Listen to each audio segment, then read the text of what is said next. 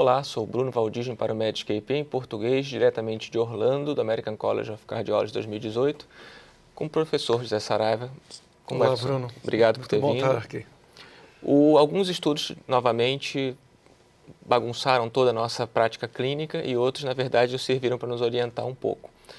O POISE, muito esperado, veio finalmente com resultado e o resultado se manteve, um resultado que não justifica o uso de metoprolol no pré-operatório. E um outro estudo saiu que, na verdade, eu acho que caberia você comentar, o estudo Manage, o que ele trouxe de diferente no pós-operatório dos nossos pacientes. O Manage foi um estudo interessante, ele foi de iniciativa do investigador, conduzido pelo grupo da McMaster, e eles utilizaram pacientes de cirurgias de grande porte, cirurgias de alto risco, e eles avaliaram a utilização da dabigatrana naqueles pacientes com elevações da troponina, elevações transitórias, ou seja, lesão miocárdica não relacionada à doença obstrutiva. E foi esta população que foi comparada contra a dabigatrana 110, foi comparada contra placebo. E os resultados do Manage, de uma maneira geral, embora não tenha influenciado na mortalidade, ela reduziu significativamente desfechos vasculares. Isso, mais uma vez, vai na direção da proteção vascular com anticoagulantes, que nós observamos no estudo COMPASS, numa população de muito alto risco. Aqui, num perioperatório, o COMPASS em pacientes crônicos, mas muito graves, e mostrando o benefício desta intervenção. Eu diria que o Manage foi um estudo que confirma os dados do COMPASS num outro cenário. Esses são pacientes que, na verdade, eles usavam, 75%, se não me engano, estavam em uso de aspirina, de AS, e cerca de 6% tinham dupla antiagregação. E ainda assim foi associado com dabigatrana. Então, grosseiramente, pode-se dizer que quase a maioria, a totalidade dos pacientes utilizou a AS com dabigatrana 110. Então, dá para dizer também que esse é um estudo mais focado em segurança? Sim, com certeza. Você tem a questão a questão da segurança, ela foi avaliada, mas o grande objetivo era verificar neste cenário uma eficácia em relação à utilização desta intervenção, porque teoricamente não eram pacientes portadores de fibrilação atrial, eram pacientes que tinham ritmo sinusal. Fibrilação atrial era critério de exclusão nesse estudo. Ou seja, era uma verificação de eficácia de uma prova de conceito numa população de alto risco.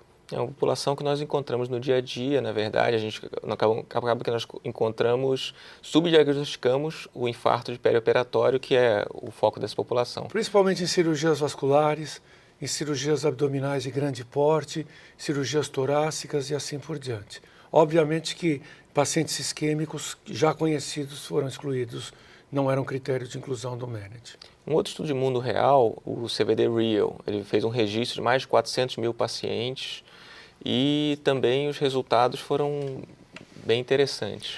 O CVD Real 2, que foi apresentado ontem pelo professor Mikhail Koziborod, foi um estudo muito interessante. Ele envolveu mais de 200 mil pacientes e ele foi para outras partes do mundo. Israel, Canadá, Austrália e países da Ásia. Envolveu Coreia, envolveu Japão. E o dado do CVD Real 2 foi exatamente o mesmo do CVD Real 1. 49% de redução de mortalidade em pacientes e indivíduos diabéticos utilizando os inibidores da SGLT2, 46% a menos de hospitalização por insuficiência cardíaca. Um dado muito interessante do CVD Real 2 é que ele mostrou também uma redução significativa de infarto e AVC, que isto não tinha sido observado no CVD Real 1. Em outras palavras, Bruno, este conceito da utilização dessa classe de fármacos no mundo real vai na mesma direção dos resultados do EMPA-REG e das meta-análises disponíveis com esses medicamentos.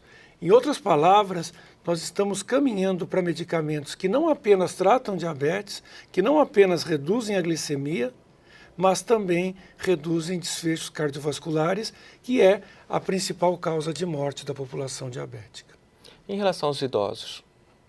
Em relação aos idosos, Nós tivemos a apresentação do estudo líder, que foi a liraglutida também numa população de alto risco, porque a doença cardiovascular, uma população diabética, e os resultados do líder nos pacientes acima de 75 anos confirmaram os resultados do estudo global, que foi a redução da mortalidade cardiovascular e da mortalidade global.